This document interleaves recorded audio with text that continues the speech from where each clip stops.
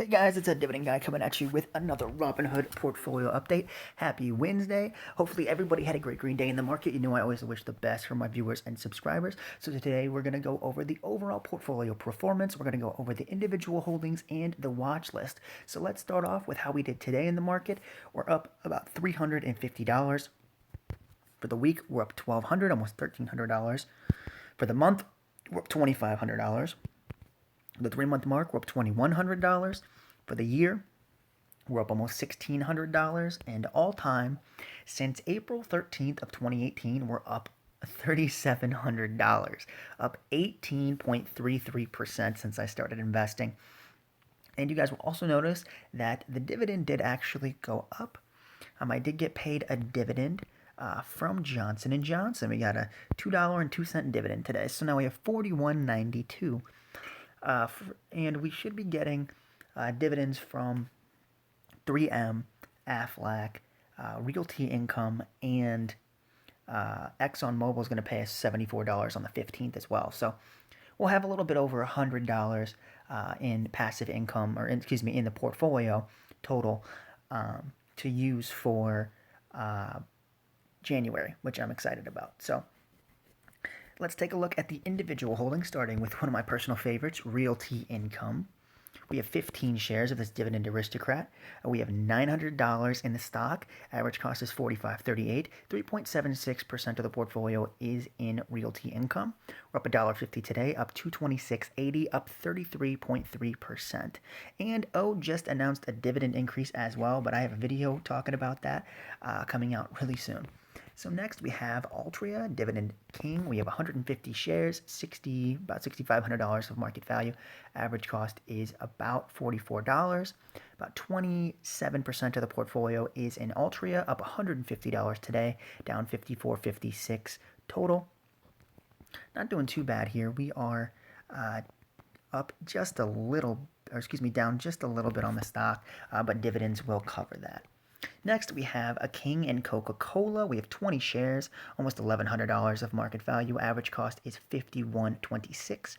4.4% of the portfolio is in Coca-Cola, up $3 today, up $41 total, up 4% on Coca-Cola. And we do have a dividend on the 15th, so it pays the same day as ExxonMobil of $8.20. Then we have FRT. This is a Dividend King. We have one share of this REIT. We have $90 in the stock. $113.40 is our average cost. 0.4% of the portfolio is in FRT. That will be going up. This is one of my favorite stocks that pays this set of months. I just like Coca-Cola a little bit better, but I go for value. So if there's more of a value or upside in FRT than there is in Coca-Cola, I will be putting money towards FRT instead. That's the goal, is to buy the most undervalued stock in the portfolio and get the highest yield with my money. So right now, as you guys saw with Coca-Cola, it's at 53, so it's above my average cost, so I won't be touching Coca-Cola. So if that's the scenario where Coca-Cola I feel is overvalued, and Altria is a little bit undervalued, but not enough for me to buy it, so I would definitely be putting money towards FRT over the other options in the portfolio currently. Then we have Lowe's at $160 now. It's at 2 shares. We have about $320 inside the stock. $100, about $101 is our average cost. 1.33% of the portfolio is in Lowe's. We're up almost $18 today, up $118 total, up almost 60% on Lowe's. Then we have AT&T, almost at about $31.50 now. We have 126 shares, about $4,000 of market value. Average cost is around $30 a share, a little bit below. 13.4% of the portfolio is in AT&T, up $83 today, up $225.60, up 6% on AT&T total, which is fine. We're back to the price level where we were at in about February of last year. We got up to $39, almost $40, and then it kind of tanked back down to the 20s, mid 20s, kind of hovered in that area for quite a while. We haven't seen much stock appreciation this year. Haven't seen any stock appreciation this year, so it is a little different to see it go back up to 100, above, not up above 100, up above $31 a share, but my goal is about $30 is my average cost. So I wouldn't mind buying it. The 52-week high I think is like 39. So even at $40, I would probably buy AT&T. I prefer it to be below 30. And just like I said with FRT, if there's a stock that is a better value than AT&T, then I will buy it. So as of right now, since it's above 30 and I don't have any upside in the stock, I'd add to my average cost, I'd be buying SX Property Trust right now if I had the money. Because that has $100 of upside. It's a dividend aristocrat just like AT&T, but it'd be an initial position. So, but it's at 220 and has more upside. So just like I said with Coca-Cola, AT&T is my goal stock. It is the one that I would want to buy, but if there's more potential upside, because like I said, there's only like a $6 or $7 upside with AT&T. There's $120 upside with SX Property Trust. So I would rather put my money in SX right now if AT&T is not below $30. Then we have AbbVie, kind of same issue here that I have with Lowe's. It's overvalued from where I bought it at. So 60 shares, $6,500 of market value, 72.22 is our average cost. About 27% of the portfolio is in AbbVie, up $48 today, up almost $2,200 total, up 50% on AbbVie. This is one of those that I'm happy I bought it when I did, and I think it has a lot of potential to go higher. I just wish there was like bad news. Like I don't think it's gonna get down to where I had it. Probably how Buffett feels about like Coca-Cola, but it's one that I do want to add more to. It's a great dividend-paying company. It's got great dividend growth history for as long as it's been spun off of Abbott Labs. They did an amazing dividend increase this past time, but 60 shares is a really good position, and I will be buying. I'd be comfortable buying it around $80 to $85, but that's still like a $20 drop in the stock. So I won't be touching AbbVie for quite a while. It is one of my favorite pharmaceuticals, right behind J&J, but like I said, it's overvalued just like Lowe's is. So everything in the portfolio for this set of months currently that I wanted to buy, I wouldn't touch. So that leads us to PBCT, which is at $13 a share, which we have 14 shares right now, about $185 of market value. Average cost is $10.90. About 0.8% of the portfolio is in PBCT. We're up 70 cents today, up $32, up 21% on PBCT. This is the only stock that I would think about buying for purchasing within the portfolio currently. Like I said, I would rather use the money to buy SX Property Trust because there's more upside. So just like I said prior with Altria, this doesn't have a lot of upside. People's United, it trades from like 9 to 17. So has like an $8 range, right? So at $13, I can maybe get $4 a share out of this stock. For the 52-week high, about $4. SX Property Trust has over $100 of upside. So yes, I can get more shares of PBCT, and even you could argue that I get a better dividend for putting it into PBCT, but the upside with the dividend, I think, makes SX Property Trust a better buy. But I do want to get more into financials, so I will be buying some more People's United. And the thing is, if, let's say with Altria, let's say when it pays me, let's say that I buy as much AT&T because I don't have enough cash to. That's the other thing too, is I might have to just bite the bullet and buy PBCT because I don't have enough cash to buy SX Property Trust with dividends. So I don't want that to just sit in there for a month. I'd rather allocate it towards a stock. So when I do get paid, I'll probably be buying PBCT next month.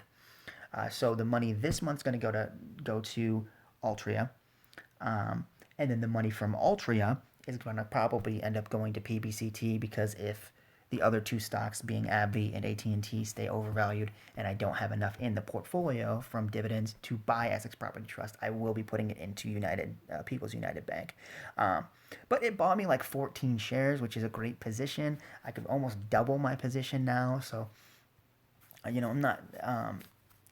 I'm excited about it, and I wouldn't regret putting more money into this. It's a good dividend king, pays the same dividend as Bank of America, has a better track history of increasing dividends, a better CAGR, and it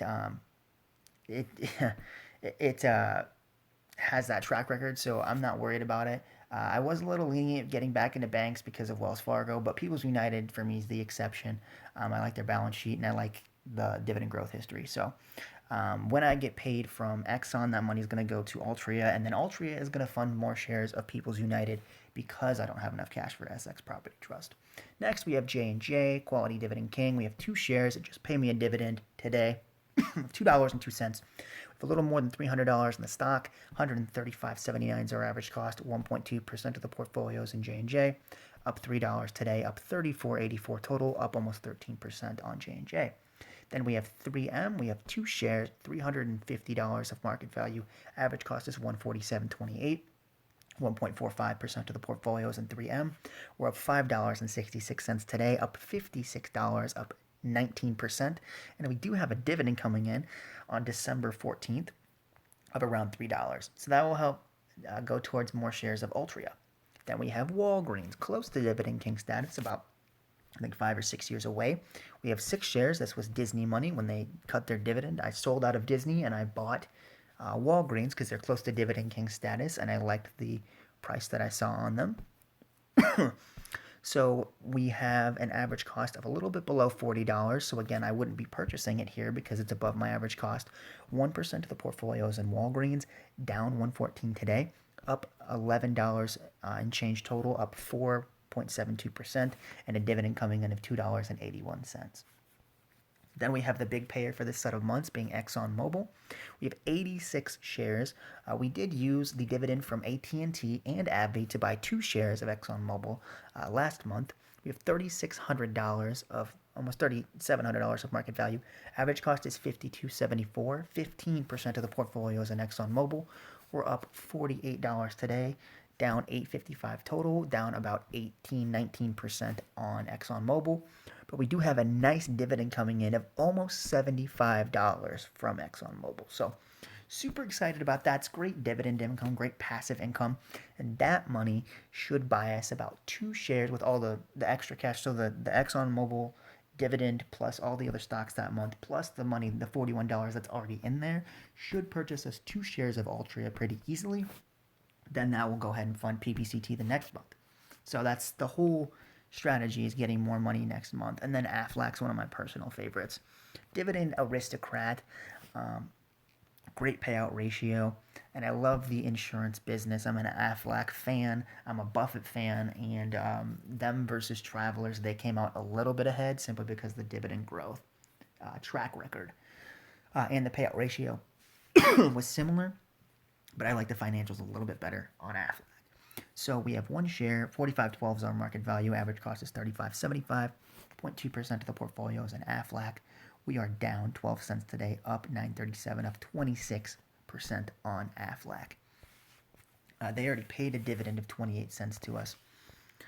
But this is one of my personal favorites. This is my goal stock for this set of months. It's not ExxonMobil because I already have so much allocated. But the thing is, just like I said, with FRT, I have a $10 upside from my average cost on this, but the reason I like Exxon so much is because it traded at 71 when I bought it at 52. So I had about $20 of upside in the stock.